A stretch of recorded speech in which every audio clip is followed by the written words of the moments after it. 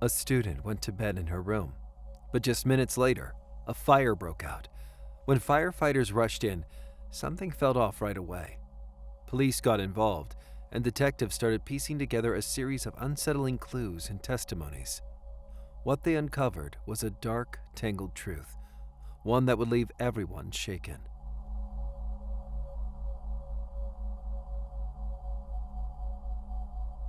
Andrea DelVesco was born on June 29, 1994, in Chicago, Illinois. She had an older brother, a younger sister, and parents she was incredibly close to. Andrea also came from a well-off family. Her dad ran an investment firm. After her little sister was born, the family moved to Austin, Texas, where Andrea enrolled in a prestigious Christian school.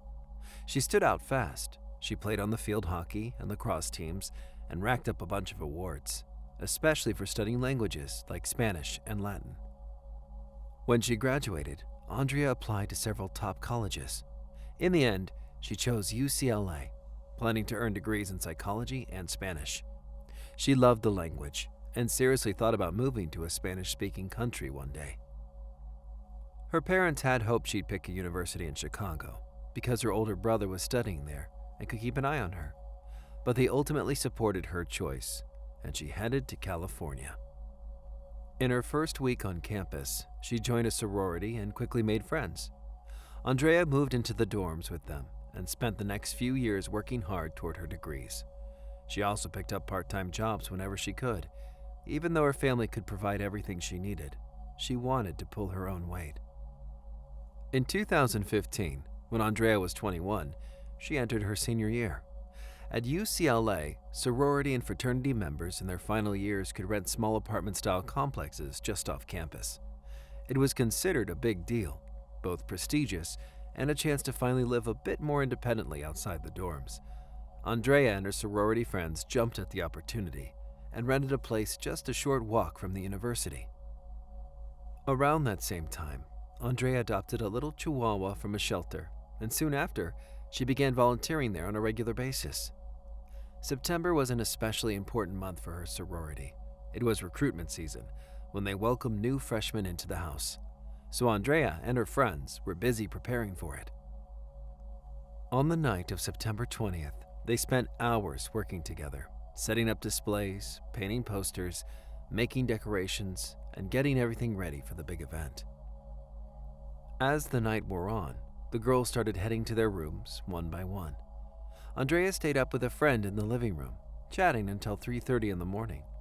Eventually, she dozed off on the couch, but a little while later she woke up and went to her bedroom. A few hours later, Andrea's roommate, who lived upstairs, was suddenly woken by the sound of a woman screaming and a dog barking. The noise seemed to be coming from downstairs, so she tried calling her, but Andrea didn't pick up. Concerned, she decided to call the police, and officers arrived within minutes. By the time they entered the building, everything had gone quiet. They walked through the place but didn't find any signs of a break-in or anything unusual. Most of the other girls were still asleep, so the officers chose not to disturb them. Thinking it might have just been a nightmare, or maybe nothing serious at all, they left. But only minutes later, Andrea's roommate heard a loud crash from below. She rushed out onto her balcony, and that's when she saw smoke pouring from Andrea's room, followed by flames spreading fast. To her shock, she also saw a man wrapped in a blanket running out of Andrea's room. At that moment, the fire alarms went off, and the students started evacuating. Some of Andrea's friends tried to get into her room, but the door was locked. A strange detail, since the girls never locked their doors. Using a spare key, they finally got it open. Inside, Andrea's room was filled with smoke and flames.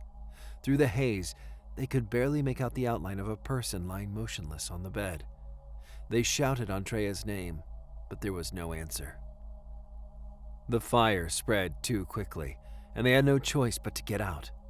By the time firefighters arrived, the building was in chaos. The students huddled outside, and it didn't take long for everyone to realize Andrea was missing. The fire spread quickly through the building, and it took 32 firefighters more than 15 minutes to finally put it out. When they were able to enter Andrea's room, they found a body lying on the bed, and that's when the police immediately got involved. The fire had done so much damage that the body couldn't be identified by sight. It was handed over to the medical examiner, but detectives quickly realized who it had to be. Other students told them that the room was Andrea's, and she was the only one who hadn't made it out that night. Firefighters also found Andrea's chihuahua alive in the room, and the dog was quickly taken to a vet clinic for treatment. Even though medical confirmation would take time, word of the tragedy spread across campus almost instantly. Within hours, thousands of students at UCLA had heard about it, and most assumed Andrea had died in some kind of accident, maybe an electrical short, or something like a candle left burning. But firefighters had their doubts right away.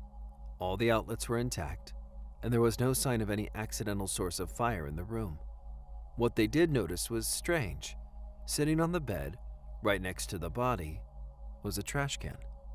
That in itself seemed suspicious. After looking more closely, they concluded that the fire had started there, which meant someone had put the trash can on the bed and deliberately set it on fire. It was nearly impossible to believe Andrea could have done that to herself. Firefighters shared their findings with the police, and soon, forensic investigators were going through the room in detail. What they discovered made the case even darker. There were large bloodstains spread across the bed and on the floor. That detail alone shattered the theory of a tragic accident, because in a real accidental fire, there would have been no reason for blood to be there at all.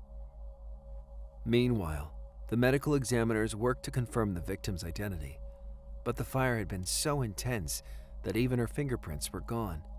In the end, they were able to confirm it was Andrea by using dental records. What they found next was shocking. Her body showed 19 stab wounds, which completely ruled out any possibility of an accident. There was another crucial detail. The examiners discovered no smoke in her lungs. That meant Andrea was already dead before the fire even started. As for sexual assault, there were no clear signs. But because the body was so badly damaged by the flames, they couldn't say for certain. What they could confirm was that there was no trace of the attacker's DNA left behind. The case was now officially a homicide investigation. ABD detectives began questioning all of the sorority members who lived in the complex. They learned Andrea didn't have a boyfriend at the time, and she didn't seem to have conflicts with anyone. One of the students, the same one who had called the police before the fire, shared an unsettling detail. That night, she had driven her boyfriend to the airport and got back home around 5:30 in the morning. She entered the courtyard of the sorority house, where the stairs led up to her room. As she walked up and started unlocking her door, she suddenly heard a noise behind her. When she turned around, she saw a man standing at the bottom of the stairs, and the moment he noticed her, he bolted. Frightened, she quickly went inside her room. She thought about calling the police, but convinced herself not to. Maybe he was just someone visiting one of the other girls, or maybe another student passing through. She hadn't seen his face clearly, but she remembered what he was wearing: a black baseball cap, a dark t-shirt, and jeans. Still unsettled, she phoned her boyfriend and told him what happened. He reassured her, and eventually she went to sleep. But just 45 minutes later, she woke to the sound of commotion downstairs, the same noise that made her call the police. After the officers left, she once again heard noises. Stepping out onto her balcony, she caught sight of a man climbing out of Andrea's window, wrapped in a red blanket, and she instantly knew it was the same guy she'd seen near the staircase less than an hour earlier. She shouted after him, but he ran off. She rushed outside, hoping to see where he went, but by then he was gone. What she did notice, though, was a red Nissan driving away from the area. She couldn't make out the license plate, but there was something else on the rear windshield. 3 big letters. She recognized them right away. It It was the abbreviation of a fraternity called Lambda Chi Alpha. Detectives were intrigued by this lead, but they also knew it might not mean anything. That neighborhood was packed with students and notorious for big parties, so the red Nissan could have just belonged to some random college kid heading home from one of them. Still, investigators followed up. They questioned every member of Lambda Chi Alpha, the fraternity whose letters were spotted on the car, but none of them admitted to owning a red Nissan, nor did they know who it belonged to. Detectives then spoke with students who lived in the complex across the street from Andrea's, and that's when they learned about another crime that same night. The students said their place had been burglarized. Someone had stolen a laptop, a Bluetooth speaker, and a few other items. This detail caught investigators' attention. They soon learned that in order to use that stolen Bluetooth speaker, the new owner would first have to register it online through the manufacturer's website. Detectives wasted no time. They reached out to the company, handed over the serial number, and asked to be alerted the moment someone tried to activate it. While detectives waited for a call, news of Andrea's death spread far beyond the UCLA campus. At first, investigators didn't reveal that they were dealing with a homicide. Most people, including Andrea's own family, believed she had died in some kind of tragic accident. Her parents only learned the awful truth later, from Andrea's sorority sisters. By then, her family had already flown to Los Angeles. Her mother demanded to see the body herself because she couldn't bring herself to believe Andrea was really gone. As for Andrea's dog, vets tried desperately to save the little chihuahua, but it didn't make it. Heartbroken, her parents went to the clinic to say goodbye and later said that at least the dog would now be with Andrea in heaven. Meanwhile, detectives were still chasing the lead on the red Nissan, but came up empty-handed. Days passed with no progress until the call finally came in. The stolen Bluetooth speaker had just been activated, and the detectives now had an IP address. It traced back to a man named Joseph, living in Fresno, about 3 hours away from UCLA. Police headed straight to his home, and Joseph admitted he had registered the speaker online, but insisted it wasn't his. He said it belonged to his roommate, a man named Alberto. According to Joseph, Alberto had left for Los Angeles a few days earlier to attend a concert and came back on September 22nd, just one day after Andrea's murder. When he returned, he wasn't empty-handed. He brought back the stolen Bluetooth speaker, along with other random items like dishes, towels, and bottles of alcohol. When asked where it all came from, Alberto told him a friend in Los Angeles had just moved and gave him the things he didn't want to take along. Detectives dug deeper and found out Alberto was a 22-year-old student at Fresno State University who had no criminal record. Still, his whereabouts were unclear, and it took investigators several days to track down the house he was staying in. On September 26, officers surrounded the home and arrested Alberto. At the station, he claimed he had gone to Los Angeles to visit a friend who lived near UCLA. Together, they went to a concert, then spent the next few days hopping from party to party before he headed back home. When a detective asked him about the Bluetooth speaker, Alberto pretended not to know what they were talking about. But once they confronted him with proof that the stolen speaker had been found in his roommate's home, his story changed. Now, he said the speaker had actually been brought by his friend from Los Angeles, who supposedly gave him a ride back to Fresno. But detectives quickly uncovered another inconsistency. Alberto's own roommate told them he saw Alberto return home alone, carrying the speaker and the rest of the stolen items into the garage. Caught in the lie, Alberto switched his story again. This time, he admitted he had stolen them himself. He explained that he and his friend had gone to a student party that night where some of the people were acting rude. Drunk and annoyed, he decided to teach them a lesson by stealing their things, laptop, the speaker, and whatever else he could grab. He insisted he was so intoxicated that he barely knew what he was doing. Alberto added one more detail. He claimed that around 5:30 a.m., after leaving that party, he and his friend were confronted by a man hiding behind a dumpster. The man pulled out a gun and demanded their stuff. Instead of handing it over, they ran, and the stranger fired a shot in their direction. When detectives asked for a description of this gunman, Alberto gave one, and it matched perfectly with what Andrea's neighbor had seen that same night. Detectives, of course, weren't quick to buy Alberto's story, especially since no neighbors had reported hearing gunshots that morning. Still, they pressed him further, asking if he had gone into any women's dorms while he was in Los Angeles. Alberto said he had met 2 students through a mutual friend, but insisted that was the extent of it.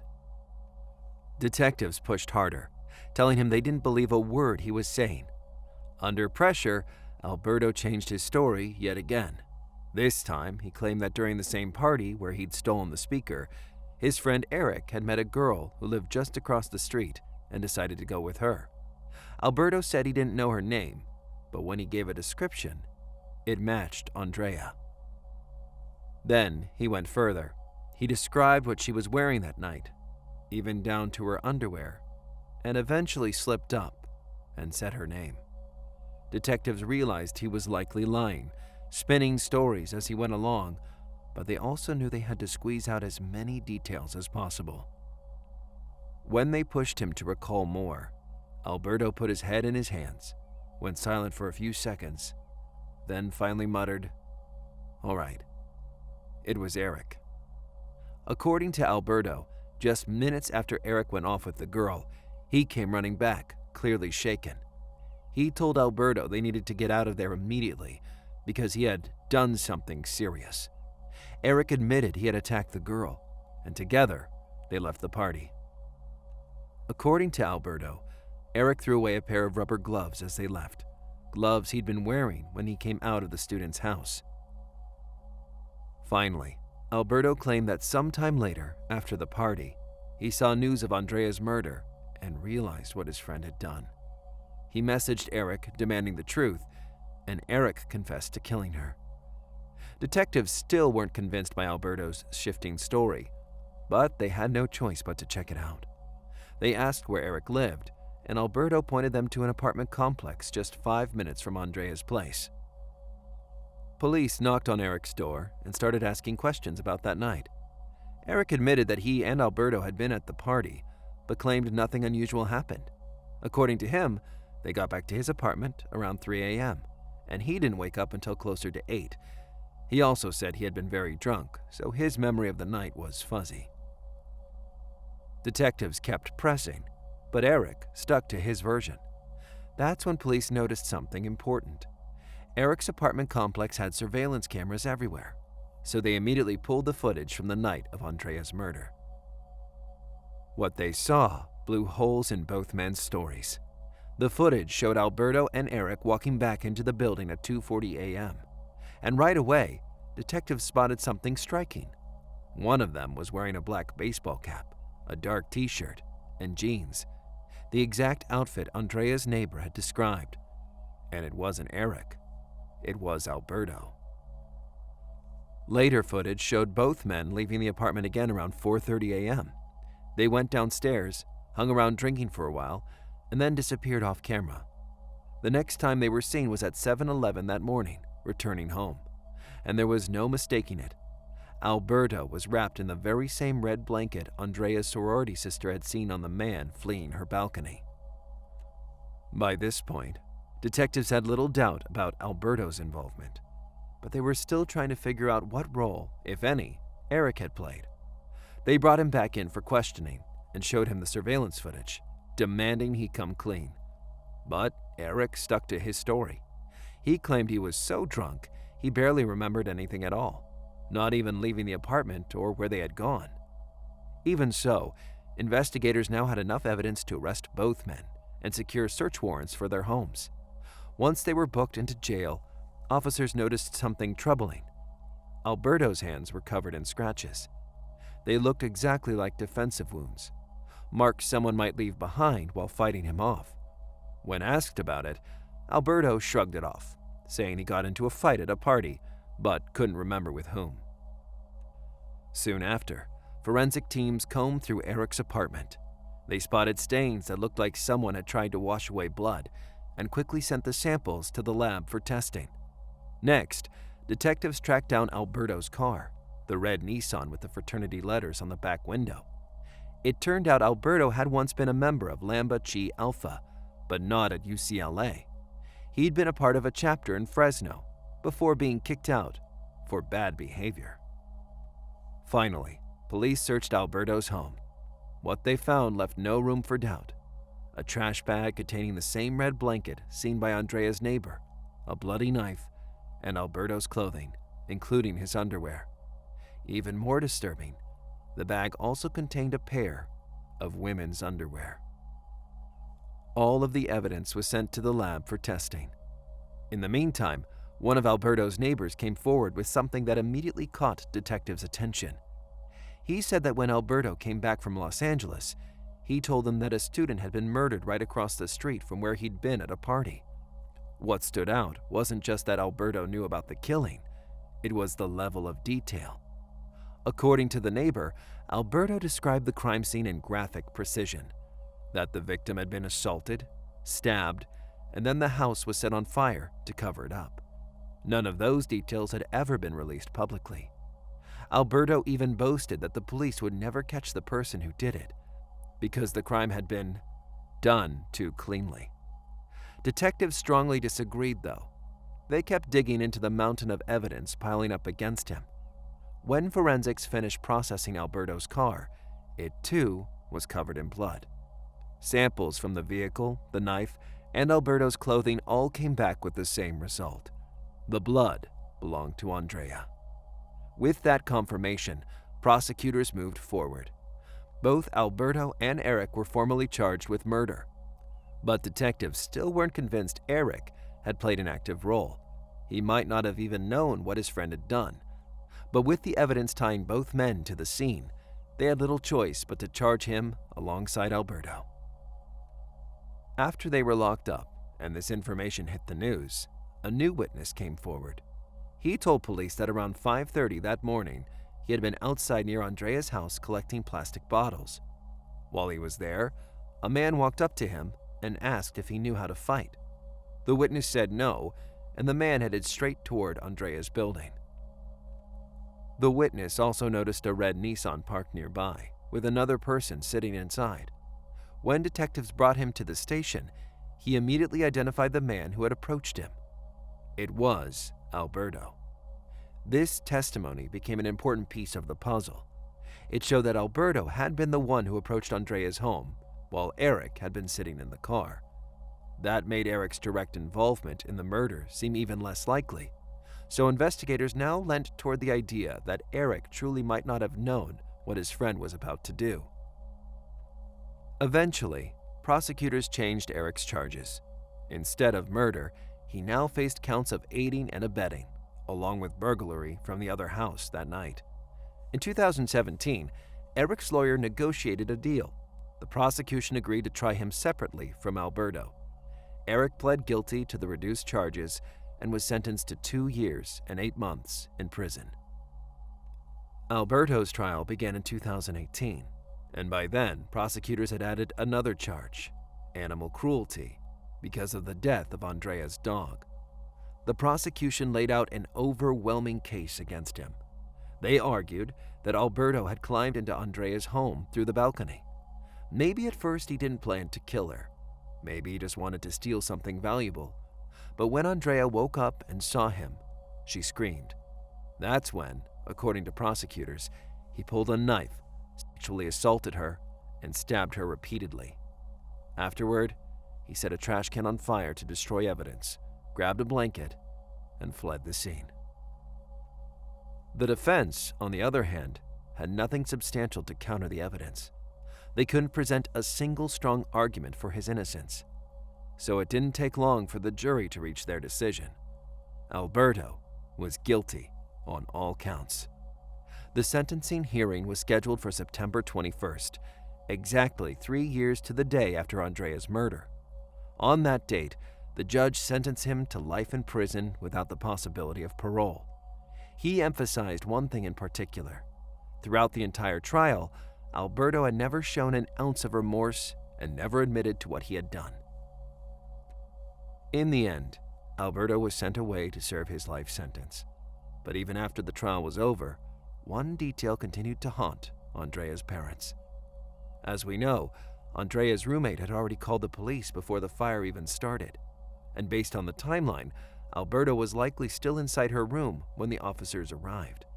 He probably stayed hidden, waiting for them to leave, or maybe even threatened her with a knife to keep her silent. That left a painful question Andrea's parents could never escape. Was Andrea already dead at that point, or was she alive, silenced by Alberto at knife point, too terrified to make a sound? They'll never know for sure. But in their eyes, one thing was clear. If police had checked Andrea's room that night, their daughter might have had a chance to survive. Her parents repeatedly criticized the police department for failing to conduct a more thorough search, but no action was ever taken against the officers.